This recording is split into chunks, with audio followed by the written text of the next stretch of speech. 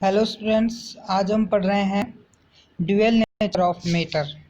Metal का dual nature means कोई भी मैटर जो पार्टिकल होता है वो दो तरीके के नेचर देता है, एक तो पार्टिकल नेचर और एक वेव नेचर। तो हम उन दोनों नेचर्स के बारे में इसमें स्टडी करेंगे। देखो, जैसे कि इन 1924 में डे ब्रोगली ने सजेस्ट किया कि जो लाइट एग्जिबिट ड्यूअल नेचर, कि लाइट है वो ड्यूअल नेचर की होती है। तो ऑल माइक्रोस्कोपिक पार्टिकल जैसे बात करें, सच एस जैसे कि इलेक्ट्रॉन्स है, प्रोटॉन है, एटम है, ऑल्सो शो ड्यूअल करेक्टर, ये एक ड्यूअल करेक्टर दिखाते हैं। अब बात करें according to him, according to him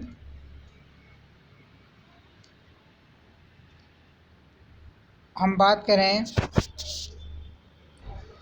they behave, उनके अनुसार they behave both as particle as well as, दोनों की तरह बिहेव करते हैं, जैसे कि वेव की तरह भी और पार्टिकल की तरह भी। अब सिमिलर टू लाइट रेडिएशन में जैसे कि फोटोन है, इलेक्ट्रॉन है, ऑल्सो हैव वेलोसिटी और एंड वेवलेंथ। अब जैसे कि हम बात करें, जैसे फोटोन है, इलेक्ट्रॉन है, तो इनकी वेलोसिटी भी होती है और वेवलेंथ भी होती है, जैसे लाइट रेडिएशन में अगर हम बात करते हैं तो। और हम देखते हैं जैसे अकॉर्डिंग टू डे ब्रोगली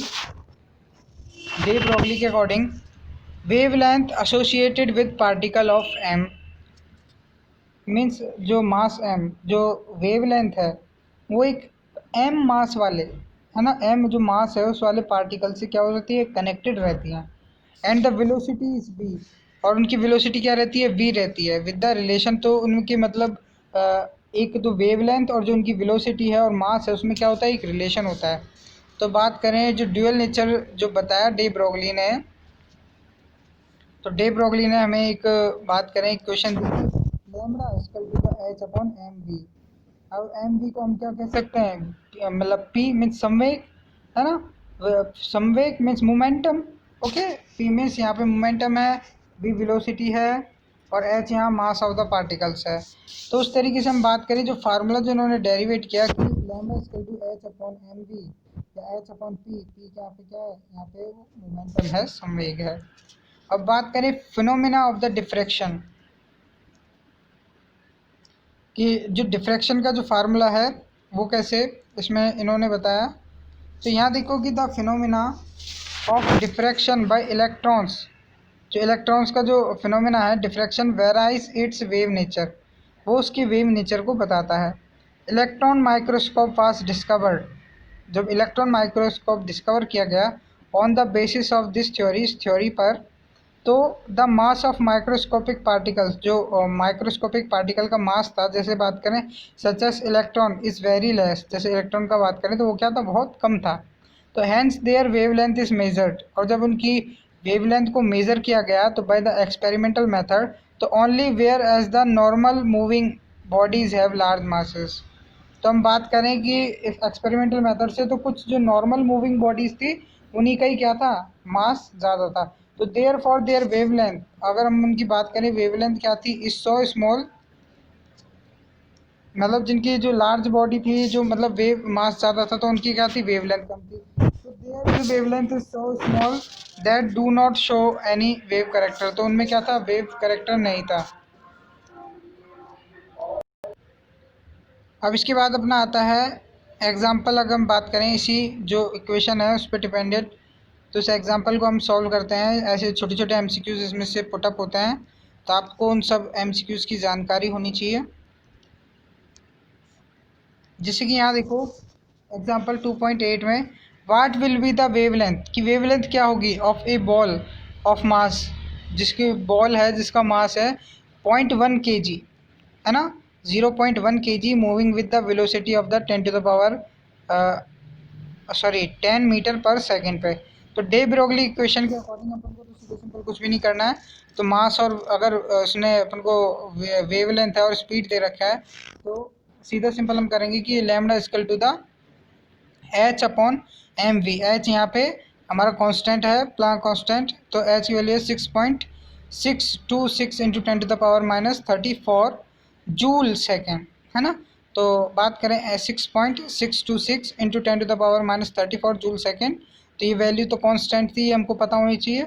और फिर बात करें जो एम वी है, मास हमको दिया है 0.1, और जो स्पीड दी है हमको 10 मीटर पर सेकेंड, तो उससे हमने मल्टीप्लाई किया, तो हमें जो वैल्यू ऑफ जैसे वेवलेंथ है, वेवलेंथ मिलेगी 6.626 इंटू 10⁻³ मीटर, ये हमको वेवलेंथ की मिलेगी।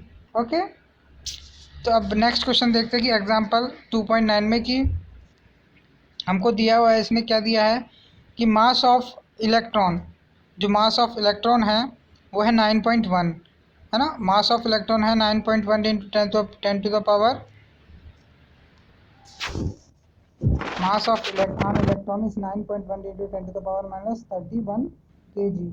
इफ इट्स काइनेटिक एनर्जी, यदि उसकी काइनेटिक एनर्जी कितनी हो, इज 3.0 इंटू 10⁻25, अगर काइनेटिक एनर्जी हो 3.0 इंटू 10⁻25 जूल, तो कैलकुलेट द वेवलेंथ, तो हमको क्या निकालनी है, वेवलेंथ निकालनी है। अब काइनेटिक एनर्जी का फार्मूला होना चाहिए कि काइनेटिक एनर्जी क्या है, काइनेटिक एनर्जी का formula 1/2 into M V square. अब काइनेटिक एनर्जी, तो v की वैल्यू हमको जैसे वेलोसिटी है, वेलोसिटी निकालनी है, तो 2 multiply by the kinetic energy upon m। अब इसका कर देंगे, हाफ कर देंगे। अब जैसे इसका हाफ की पावर करते हैं, तो देखो जो वैल्यू है मीन्स 1/2 का मीन्स है कि इसका हम क्या कर दें, अंडर रूट कर दें, तो उस तरीके से जो वैल्यू अपन निकालते, तो वैल्यू निकल जाती है, जो इक्वेशन है इसको सॉल्व करने के बाद 812 मीटर पर सेकेंड, ये जो वेलोसिटी है निकल जाती है। और जब इसको हम ये जो फार्मूला डे ब्रोगली का है ना, जब इसमें एच की वैल्यू रखते हैं और एम जो मास रखते हैं इलेक्ट्रॉन्स का, और जो वेलोसिटी रखते हैं, तो वेलोसिटी रखने पर जो हमारा बात करें वेवलेंथ है, वो वेवलेंथ की वैल्यू 897.6 नैनोमीटर वेवलेंथ आती है। अब नेक्स्ट जैसे बात करें calculate the mass of photon of the light of the wavelength. अब इसमें हमको वेवलेंथ दिया, हमको निकालना है मास ऑफ द फोटोन। तो मास ऑफ द फोटोन निकालने के लिए हमको क्या करना है, सीधा सिंपल, जो हमको लैम्डा की वैल्यू दी है, वेवलेंथ की वैल्यू दी है, तो 3.6 इंटू 10⁻⁻10 मीटर, तो हमको फार्मूले में रखना है, एम इक्वल टू क्या आ जाएगा, H upon lambda new. H की वैल्यू क्या है, एच की वैल्यू फिक्स है 6.626 इंटू 10⁻34। और वेलोसिटी की बात करें तो लाइट, फोटोन क्या है, लाइट है, और लाइट की वेलोसिटी होती है 3 इंटू 10⁸ मीटर पर सेकेंड। और बात करें 3.6 एंगस्ट्रॉम हमको क्या है, वेवलेंथ दी है, तो मल्टीप्लाई करेंगे तो 6.135 इंटू 10⁻20 kg, ये जो हमारा मास ऑफ फोटोन है वो निकल के आ जाएगा। अब इसके बाद जो हमारा टॉपिक आता है हिंसबर्ग की अनसर्टेनिटी प्रिंसिपल। जो हाइजेनबर्ग है या हिंसबर्ग है, तो हाइजेनबर्ग की जो अनसर्टेनिटी, अनिश्चितता का सिद्धांत। अब हाइजेनबर्ग की अनिश्चितता का सिद्धांत क्या है वो हम देखते हैं। तो देखो कि हाइजेनबर्ग ने एक पुट फॉरवर्ड एक प्रिंसिपल दिया कि based on the dual nature of the matter, जो कि मैटर के ड्यूअल नेचर पे डिपेंडेंट था। तो according to the Heisenberg uncertainty principle, it is not possible to measure simultaneously both the position and the momentum microscopic particle with the absolute accuracy। Means हम बात करें कि जो हाइजेनबर्ग ने बताया कि ये पॉसिबल नहीं है ना, कि कोई भी अपन जो पार्टिकल है, माइक्रोस्कोपिक पार्टिकल की पोजीशन और एक पर्टिकुलर जो उसका मोमेंटम है ना, तो पर्टिकुलर मोमेंटम में अपन उसकी कोई पोजीशन है उसको मेज़र कर सकें। ठीक है, एक और बार रिपीट करता हूँ कि ऐसी कोई भी जिस बात करें कि किसी पर्टिकुलर मोमेंटम में किसी पर्टिकुलर पोजीशन पर कोई पार्टिकल की मतलब पर्टिकुलर पोजीशन बताना, ये क्या है, पॉसिबल नहीं है पर्टिकुलर मोमेंटम पे। तो ये चीज़ उन्होंने बताई, तो एक्यूरेट, तो विद एब्सोल्यूट एक्यूरेसी के साथ नहीं कह सकती कि कौन सा पार्टिकल इस मोमेंटम के साथ यहाँ पर होगा। तो मैथमेटिकली अब इस लॉ को जब एक्सप्रेस किया, तो इसको मैथमेटिकली एक्सप्रेस करने के लिए इन्होंने बताया कि डेल्टा पी एक्स और इज ग्रेटर देन, है ना, is less than and equal to the H upon 4 pi. तो अब बात करें डेल्टा एक्स यहाँ का है अनसर्टेनिटी की पोजीशन, डेल्टा एक्स है यहाँ पे अनसर्टेनिटी की पोजीशन, मतलब जो कितनी अनिश्चितता है उसकी पोजीशन। डेल्टा पी है अनसर्टेनिटी का, अनसर्टेनिटी इन मोमेंटम, मतलब मोमेंट में जितनी भी अनिश्चितता आती है वो है। एच यहाँ पे प्लांक कांस्टेंट है, ओके, अब हम बात करें कि due to very small size of electron, electron का साइज बहुत छोटा होने के कारण to measure its position light of such wavelength should be used to can be measured is unit smaller than electrons।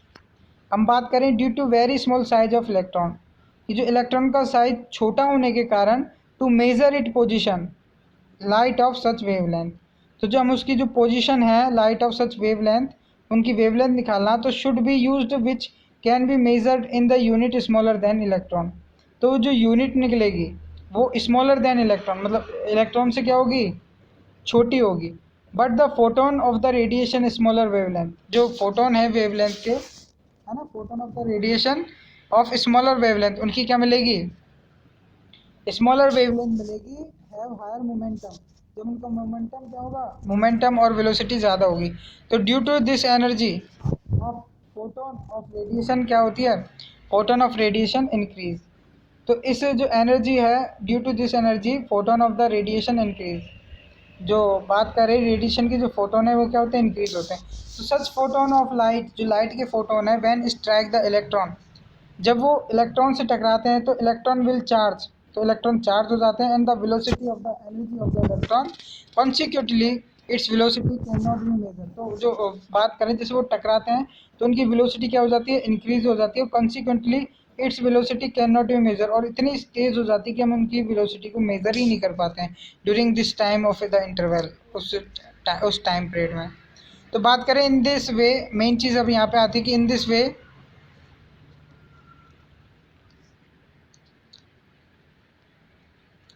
In this way position of electron can be measured.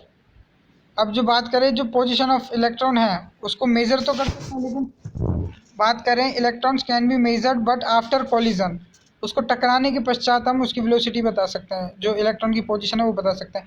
तो its velocity can not be measure accurately, लेकिन फिर भी क्या है, हम accurately उसकी position नहीं बता सकते। तो following conclusion are made by the uncertainty principle, तो अनसर्टेनिटी प्रिंसिपल से, अनिश्चितता के सिद्धांत से ये कुछ बातें हैं वो निकल के आती हैं, तो उनकी हम स्टडी करेंगे। It is possible to determine the path of the object, कि ये पॉसिबल है कि हम किसी जो ऑब्जेक्ट है उसका पथ पता कर सकते हैं with the help of its position and momentum, उसकी किसके पोजीशन और मोमेंटम की हेल्प से हम उसका पथ पता कर सकते हैं। एंड सब ऑटोमिक पार्टिकल जैसी बात करें इलेक्ट्रॉन की, अब it is not possible to measure simultaneously both of the position and the momentum and absolute accuracy, लेकिन ये भाई इसका पथ तो पता कर सकते हैं, लेकिन एक पर्टिकुलर मोमेंटम में उसकी पर्टिकुलर पोजीशन एक्यूरेटली हम पता नहीं कर सकते। Therefore it is not possible to talk about the बात करें trajectory of well defined circular path of the electron, इसलिए हम जो ट्रेजेक्टरी है और वेल डिफाइंड सर्कुलर पथ है ऑफ इलेक्ट्रॉन का, तो पॉसिबिलिटी उसमें उसकी नहीं बता सकते हैं, है ना। तो बात करें uncertainty principle is applicable only, जो अनसर्टेनिटी प्रिंसिपल है, अनसर्टेनिटी प्रिंसिपल की बात करें, uncertainty principle is applicable only to the microscopic particle, ये ओनली किस पे, माइक्रोस्कोपिक पार्टिकल पे ही अप्लाई होता है। And on the material object की बात करें दिस अफेक्ट इज़ मिनिमम, तो और जो मटेरियल अफेक्ट होते हैं जिनके जो साइज बड़ा होता है तो उन पे ही अफेक्टेड नहीं होता। तो the uncertainty principal is applied of आन ऑब्जेक्ट ऑफ मास, तो ये उन्हीं ऑब्जेक्ट पे काम करता है जिनका 10⁻⁻⁻6 से मास कम होता है। अब डेल्टा वी, डेल्टा एक्स और जो मोमेंटम है कितना, वो 10⁻28 मीटर स्क्वायर पर सेकेंड होना चाहिए, वेयर एज द इलेक्ट्रॉन का मास कितना होना चाहिए, 9.11 इंटू 10⁻30 kg। और जो इलेक्ट्रॉन्स की जो बात करें संवेग है, मोमेंटम है, वो होना चाहिए डेल्टा पी और delta X equal to 10⁻⁻4 metre square second inverse. तो बात करें thus there is a much uncertainty in the position and the velocity of the electron, तो हम बात करें जैसे बोहर के प्रिंसिपल के अकॉर्डिंग भी यहाँ पे क्या बहुत ज़्यादा अनिश्चितता मिलती है पोजीशन और उसके वेग में इलेक्ट्रॉन के।